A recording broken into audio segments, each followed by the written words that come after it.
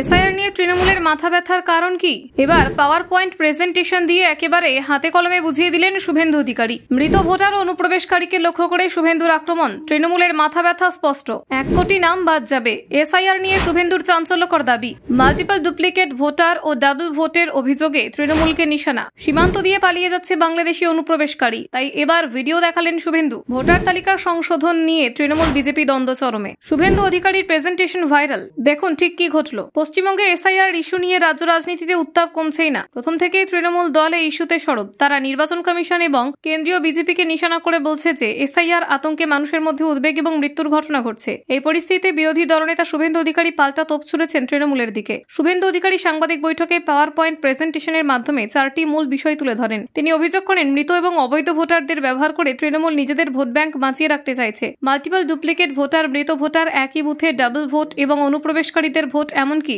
বাংলাদেশি অনুপ্রবেশকারীর উপস্থিতি সবই এসআইআর ইস্যুর মূল চ্যালেঞ্জ। প্রেজেন্টেশনের সময় তিনি একটি ভিডিও দেখান যেখানে সীমান্ত দিয়ে অনুপ্রবেশকারীরা পালিয়ে যাচ্ছে। এইভাবে শুভেন্দু বোঝান তৃণমূল কেন এই ইস্যুতে অতর্কিত উদ্বেগ প্রকাশ করছে। তিনি বলেন, মৃত ভোটারের কারণে তৃণমূলের যন্ত্রণা এবং ভেঙে পড়ার কারণ স্পষ্ট। সকালের পোশাক বদলে বিকেলে ভোট দেওয়া হচ্ছে বলে অভিযোগ করেন তিনি। শুভেন্দুর দাবি, বাংলায় এসআইআর শুরুর পর 1 কোটি নাম তালিকা থেকে বাদ যাবে। এতে মৃত ভোটার, মাল্টিপল ডুপ্লিকেট ভোটার এবং অনুপ্রবেশকারীদের নাম অন্তর্ভুক্ত থাকবে। তিনি আরও উল্লেখ করেন, 2002 সালে মাত্র 26 লক্ষ নাম বাদ গিয়েছিল। এবার আরও বেশি নাম বাদ হবে। যদি রাজ্য সরকার সহযোগিতা করত তবে আরও বেশি নাম বাদ যেত। তিনি আশ্বাস দেন যে এবার এসআইআর প্রক্রিয়া 80% সফল হবে। এর মাধ্যমে ভোটের তালিকার স্বচ্ছতা নিশ্চিত করা হবে। তিনি বলেন, প্রক্রিয়ার সঠিক বাস্তবায়নে ভোটাধিকার রক্ষা করা সম্ভব। শুভেন্দু একাংশ বিএলওদের সতর্ক করেছেন। তিনি অভিযোগ করেন, বিভিন্ন জায়গায় ফর্ম বিতরণে অনিয়ম হচ্ছে। কেউ ফর্ম জমা দিচ্ছেন বা ভুলভাবে বিতরণ করছেন। তাই অভিযুক্ত বিএলওদের বিরুদ্ধে নির্বাচন কমিশনের অভিযোগ জানানো হবে। তিনি আরও আশা প্রকাশ করেন, কমিশন প্রয়োজনীয় পদক্ষেপ নেবেন। তিনি আরও উল্লেখ করেন, কিছু বিডিওর সঙ্গে